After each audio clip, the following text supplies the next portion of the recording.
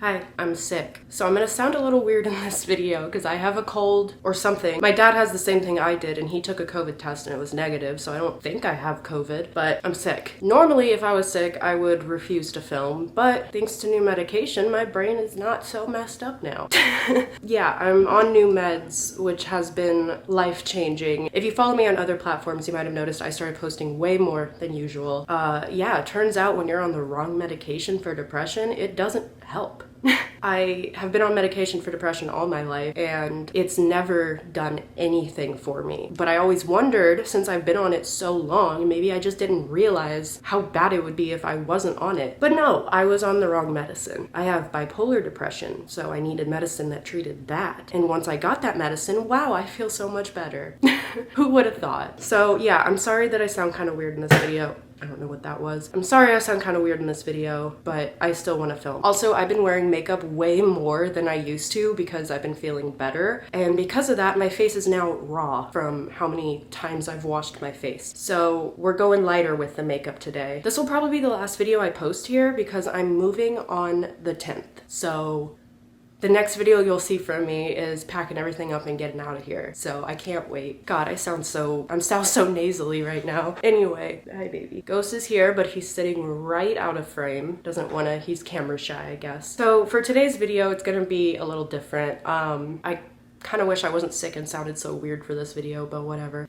We're gonna be looking back at my addiction because every time I've talked about it, I feel like I've been talking about it in the moment and trying to like analyze the situation I was in as it was happening. And I could only guess for a lot of things, like how I got there and how this all happened. I was trying to analyze while I was still going through it. I feel like I have a lot better of a grasp as to how everything happened now, so I wanted to just talk about it a little bit. I also still see like there's some confusion when people talk about my addiction online. I've seen like there's some confusion like that I blame my ex for everything, which I don't. And a lot of confusion about just the scope of my addiction. I don't know. So we're just gonna talk about it. I don't really know where to start with this because it's kind of just like a heavy topic. Like, where do you start? I'm gonna start with a topic that I don't really see people talk about much, and that is how weird it gets. The longer you've been sober, how weird it gets to look back on your addiction, at least for me. Of course, this is all gonna be from the lens of my experience, so of course not everyone's gonna feel the same way. People that live different lives might not look back on it the same way I do, but for me, it was such a drastic shift from the way I was living up until that point, and then everything just turned upside down and I was suddenly in a completely different life. Like I was living, it felt like I was living someone else's life. I mean, it still felt like me, but it just felt like the old me had died and that this whole new life had started. And now that I'm getting back to being in a healthy place, it feels so bizarre to look back on it and like, how did I get there and who was that person? Because now that I'm getting back to actually being myself again, it feels like that was another person, but I know it's me. I know it's me. It's just me with severe depression and inactive addiction, but it's still just, it feels like someone else. It feels so bizarre. Like I'm building an identity again, and I'm building it around things that aren't my addiction. I know when I first got sober for like 2 years, like this is a new recent development of like getting my own identity again. I'm about 2.5 years sober. For the first at least 1.5 years, if not 2 years, I didn't know what to talk about other than being an addict. Like my whole personality, I didn't know how to make normal friends. I didn't know how to make normal conversation because when I hung out with people, they'd be talking about their life, and if I ever wanted to relate, I didn't have any recent experiences or life experiences to bring up other than my addiction. Like everything revolved around that or my past relationship. And it got to a point where like people were like, you seem obsessed with it. And I was, because I had nothing else. When I got into that relationship, if you understand like how toxic relationships work and abusive relationships, I feel like I downplay it by saying toxic a lot. It was worse than that, but I have a hard time saying abusive because we'll get to that later. But when you're in those relationships, it turns you into like your whole identity revolves around them. When I turned like 18, 19, I started doing this YouTube stuff, got fully delved into that. I already had identity issues to start with growing up. I didn't really feel like I had an identity. I didn't really know who I was. I spent like my whole teenage years in relationships. I was never single. My identity always revolved around the men in my life or boys in my life when I was a teenager. Though I tended to date older always. That's That's another issue that I dealt with. Once I got into that relationship, it was like we were living together. It was even more intense than any other relationship I've ever had, plus the abusive side of it. When I was single again, I didn't know who I was. And so every conversation I had, every interaction I had with anyone for like the first 2 years was either discussion about my experience with drug use or my experience in that relationship. That was the only thing I had to pull on for like references to talk about myself at all. And it sounded crazy. I didn't want to do it. It felt like my brain, like anytime I tried to find anything to talk about, it would always just go back to those moments. I personally felt crazy, but I didn't know what else to talk about. I felt like I had no life experiences to talk about because I didn't feel like I had an identity before that. And then I felt like everything I did during that time was either related to addiction or pertaining to taking care of my partner. It was just, that's all I could talk about. So now as I gain more life experiences and start to like have more things to talk about, it feels bizarre to look back on that. And it makes me sad for that person that is me. It's me, but it makes me sad for me, past me. But that's how it was. No one really talks about how weird it is to get an identity again after all of that. It feels so bizarre to start like seeing pieces of like the old me before the addiction start to come back out. And I'm like, oh my God, I thought you were dead. Like, I thought that part of me was just gone. And it's really weird to see it come back now. There's such a difference between who I was before, who I was during, and who I was after is more like who I was before. So there's just this big gap in the middle that feels so distant from who I was and who I am now. And it feels so, it's weird. During my addiction, I lost interest in everything I loved. My depression was horrible. I mean, I need you guys to understand, like, there's still some things like I'm too embarrassed to talk about, but like I would not brush my teeth. I would not shower. I would not bathe. I would eat in my bed if I did eat. I would sleep like 18 hours. I would be up for like 5 hours every day, and I did not want to be up during those times. It was just to like use intermittently in between sleeping. Other than that, I made sure my animals were okay, but I lost the passion of like working with them. I just still cared about them as living beings and didn't want them to die. If anything, I am so grateful I had them during that time because they were the only thing that ever started to pull me out of that depression, and they were one of the only reasons I kept wanting to live. I didn't want to abandon these creatures that depend on me, that I love, and I didn't want to, like with my cats, they actually love me back, and I could never imagine leaving them. So other than that, it was just my family that I didn't want to leave. One of the only reasons I'm here, you know? So I'm super grateful for that, and for like when the questions come about like why didn't you just give them away, like all of them, when you were this bad, I needed them as much as they needed me during that time. So yeah.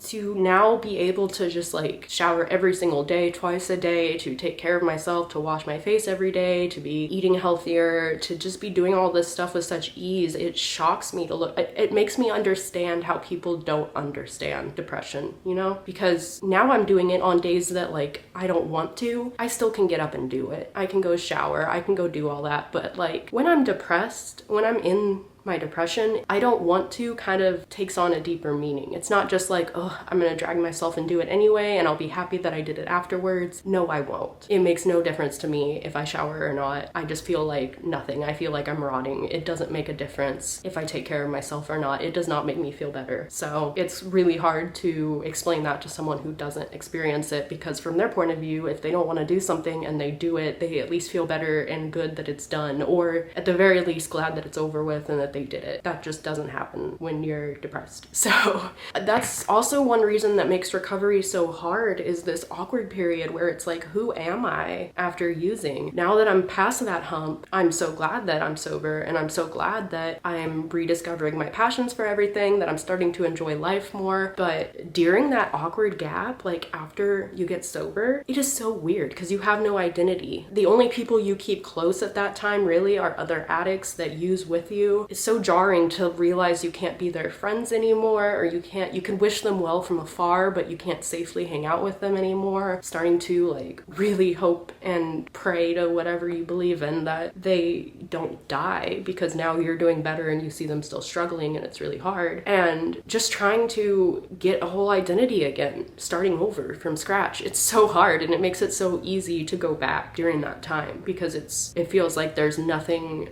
going for you outside of addiction, which of course is triggering to an addict's mind and brings them closer to relapsing. So it's just a whole bizarre experience. It's really rough. Hi, do I have all my cats with me? Oh my god, I do. You wanna come sit? I got all my kitties with me. Oh, I love them so much. Anyone who ever says that cats are like less lovable and less of a companion than a dog, you guys are, I don't know what cats you've been around, but my cats follow me everywhere. They cry when I'm gone. They sleep on top of me. I don't know what cats y'all had, but mine are just as attentive as dogs. Anyway, off topic there. This is the main topic, the main issue I've been struggling with since getting sober. And this one is really hard to explain. There is a fear that I carry of moving on. There is a fear that I have about getting better. And it might not be for the reasons that you might think. The part that scares me is becoming too detached from the experience to relate to it anymore, because that person that went through that is very real. That's a part of me. This is so confusing to talk about.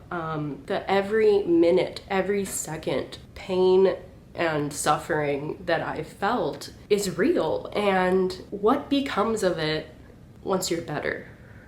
Like, it almost feels like, what was the point of it? And I get it. The point of it is to get through it, to survive it, and get better afterwards. I feel like I have much more of an identity now than I did before my addiction. I learned so much about myself through it, and I understand logically that that's the point. But I feel like I'm mourning the loss of someone, kind of, because it was such a dehumanizing and degrading experience. And I'm such a creative person that I want to turn everything I'm experiencing into some form of self-expression, art, or just simply talking to people about it like this. And that's a part of my life that I don't know how to turn into anything, because it was literally like nothingness for so long that, like, how do you turn nothingness into something that you could look at and be like, this happened, and by looking at this, I know it happened. I'm scared to get to a place where I don't remember it, because I had to live that every single day, and to now just have to forget about it feels like a waste of suffering almost. I don't know how to explain it. I feel like there aren't words for some of this, because I feel like the way I'm expressing it right now, I can think of logical responses to it, and I feel like I'm not really getting to the heart of it, and how much it feels like it was all for nothing, even though obviously the reward is still being here. But I don't know. I can't really express how dehumanizing and degrading this experience was. And I'm worried to talk about this at the risk of being compared to like worse situations, or for people to think that I'm trying to get sympathy, because I'm not. I'm just trying to work through my feelings on the topic and to share them, because I'm at a place now in recovery where I haven't really talked about this stuff before, and I like to document my journey through it. But I know millions of other people go through this. It's not unique, but that's more of the reason why I want to talk about it. You know, I'm scared to forget, because it's such an insanely intense experience to be living like that every moment of every day for so many years, with only like a few weeks on and off of sobriety, but you still feel just as bad during those weeks or months or whatever I go sober. I still feel just as bad during it, because I'm still in active addiction and going to end up relapsing during that time. I do think that every relapse can get you closer to healing, because you start to learn things each time that you can use going forward. But when it comes to how empty you feel, it doesn't really feel any better than when you're using, other than not carrying that shame that comes with actively using. Every moment of that experience, there were thoughts and feelings and things that I wanted to express that I didn't know how to. And now that I'm better, I'm scared to get so separated from that I'll no longer be able to look back and use it as a reference to express myself now. I don't want to become become so detached from it that I forgot what it was like. And you might think, why would you want to remember something like that? But I lived through it, and I know I lived through it, and I don't want to forget what it took to survive that, you know? I don't know. It's just like, what happens to those experiences when someone gets better? Like, do those experiences really just like have to die with you? Like, it just makes me sad.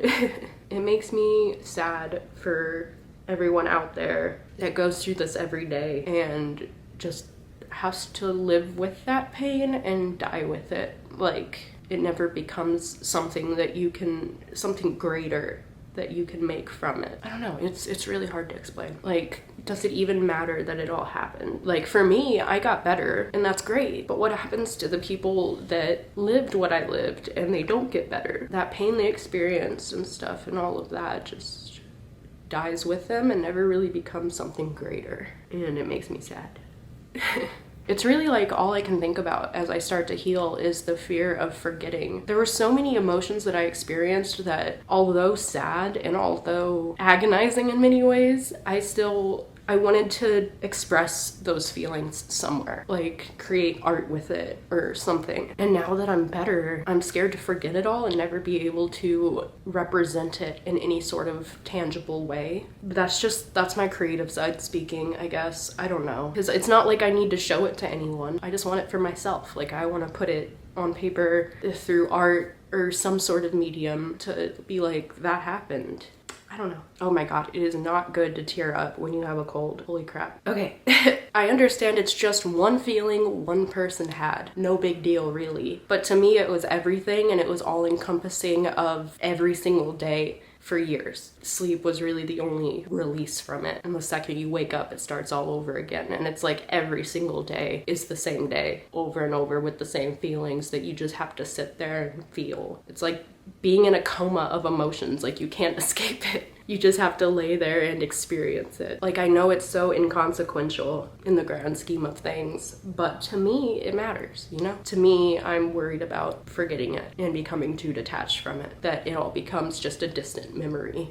I think I'm gonna split this video into 2 parts, just because otherwise I will talk for way too long. But I will talk today also about how I developed my addiction. Fresh out of rehab, I talked about this a little bit, but that rehab was very intense about it. And like, they're the rehab that told me, like, I can't have mouthwash, I can't use hairspray, because if I get any in my mouth, the alcohol, you know, could trigger something. And I am so sure that is true for some addicts. Like, you can't have hand sanitizer at the risk of it being triggering to have that alcohol so close to you. I get that. That is a very real thing for addiction, but every addict is different. And even though I understood that when I got out of rehab, I thought that kind of stuff was stuff I needed to avoid because I didn't want to spiral back. And so I was looking in my past for every little sign of an addict, and then it must have been foreshadowing what was to come. But now that I think about it more, I think there are lifetimes where I could have avoided what happened. I think the main issue was a couple things. One of the main things was my fear of feeling weak, turning into this boiling point. Growing up, I was the sick kid. I have Ehlers-Danlos, I have celiac disease. I was on a 504 plan where I didn't really go to school. I stayed at home most of the time. I never went to like any of the big events at school. I probably went to school like 2 months out of every year. I stayed home the rest. And a teacher came to my house and taught me here. This was all before I was diagnosed with anything, so I was not doing too well. I didn't know how to handle or manage my illnesses. And I also had a lot of mental illnesses going on that made everything else worse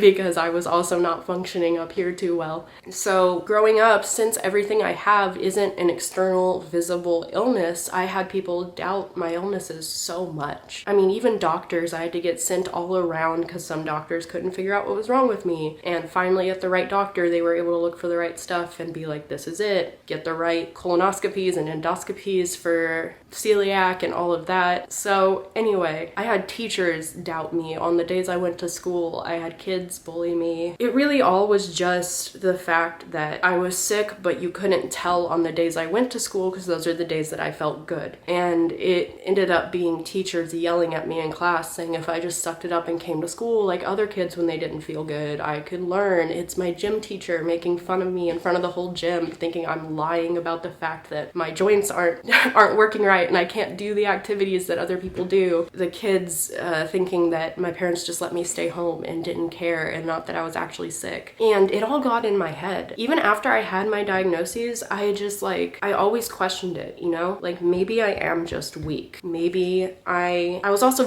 very emotional person. So I was very expressive of my emotions. And it just all wound up to me feeling that I was weak. And it was always something in the back of my head. That feeling of missing out, that feeling of not being good enough, the feeling of being too weak to be able to do the things that everyone else can do. I got to a point where my biggest fear in my head was there was actually nothing wrong with me and that all of these other people are feeling the same thing I feel every day, but they're sucking it up and they're getting life done. And if I try to do that, I'm miserable and I feel awful and that I am just too weak. And that was a big contender in how things ended up. That coupled with my relationship with men and males in general was very poor growing up, and it led to me not seeing the red flags in this relationship that I was in, and also just being an easy target in that kind of relationship. It kind of just all accumulated to, I was a huge people pleaser too, because I was desperate to be liked and I wanted to seem good enough, and I had this big fear of not being good enough. So it all accumulated and just turned into this perfect storm where when I was in that relationship, I was juggling trying to help him get better with my own issues. And since he did not want to get better, I just kind of fell into place perfectly to set up the scenario that when he asked me to use.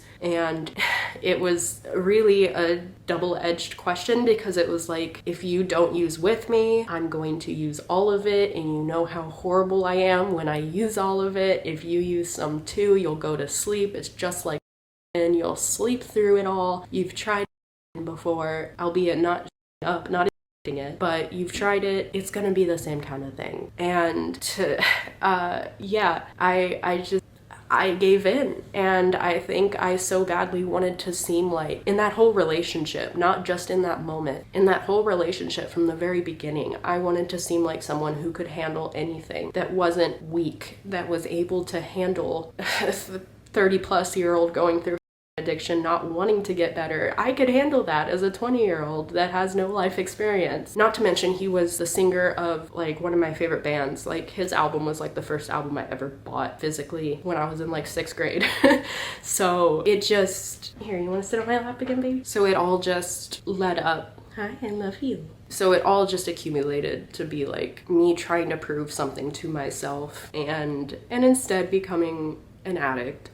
That was the main issue. Now that I've had time to reflect on it, I realize that now, that it was all about proving my own self-worth to myself and taking it in the worst direction possible in an attempt to prove to myself that I can handle it and that I'm not weak. That is some reflection that I've been doing. This is a heavy topic, so I'm gonna talk more about it in another video, but like I said, I don't blame him for everything. There's honestly a part of me that always still wishes that I could be friends with him, and I can't. It's not healthy, it's not good, it's not right. But there's a part of me so badly that doesn't want to blame him for anything and that wants to believe he really was just struggling with addiction. But I know there's more to it than that. I can't keep letting myself be so naive, you know? I just wanted to add that, sorry, my cat's eating in the background. I wanted to add that what I mean is that there was a lot going on in that relationship that wasn't just an addict being an addict, you know? There was a lot of abusive components that were completely on him that had nothing to do with being an addict, but I still wish him the best.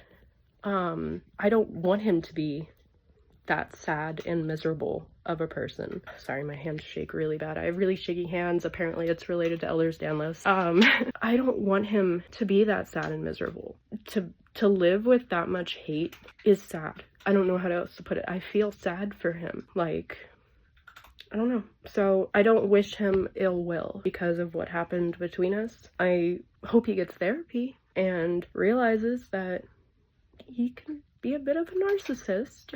I'm definitely downplaying how bad it was, but that's my way of moving forward with it. I don't know. I had a whole video about it that I have privated because I just cry the whole time, but I wish him the best in healing and hope he isn't going to die a miserable person. Yeah. So that's kind of been all the stuff I've been struggling with during my addiction. Now I'm doing a lot better. And also with combination of getting the right meds and everything, it has been so helpful. Let's get a little Nemo cam going on here. Oh shoot, there he is. He's just trying to get pets. I love him so much. He's been my best friend through everything. I have some crazy stories to tell someday about how he handled my addiction, but he has really been my best friend through everything, and I am so grateful to have him. But yeah, we'll talk more about this another time. I just kind of wanted to have a little chat about it because I've only ever talked about my addiction, like I said, as I've been actively dealing with it, really. Even though I've always talked about it when I was sober, I still was just like in the midst of being in between relapses, and I hadn't really processed it all in a realistic and healthy way yet. So just want to talk about it a little bit. Like I said, this next video that I post after this is going to be about the move, so that's exciting. I can't believe I'm getting out of here. That's another thing that really can show how much better I'm doing now, because in the past, even when I was sober, there was no chance of me being able to take care of myself enough to move out. Now the fact that I'm going to be in a house paying mortgages and taking care of my animals and myself and being able to continue doing what I love, it's just crazy. So anyway, I am so grateful to have you guys still watching this stuff. It means so much to me, and I couldn't be doing any of this without you guys still supporting me, so it means so much to me. Thank you so much for watching, and I will see you guys in the next video.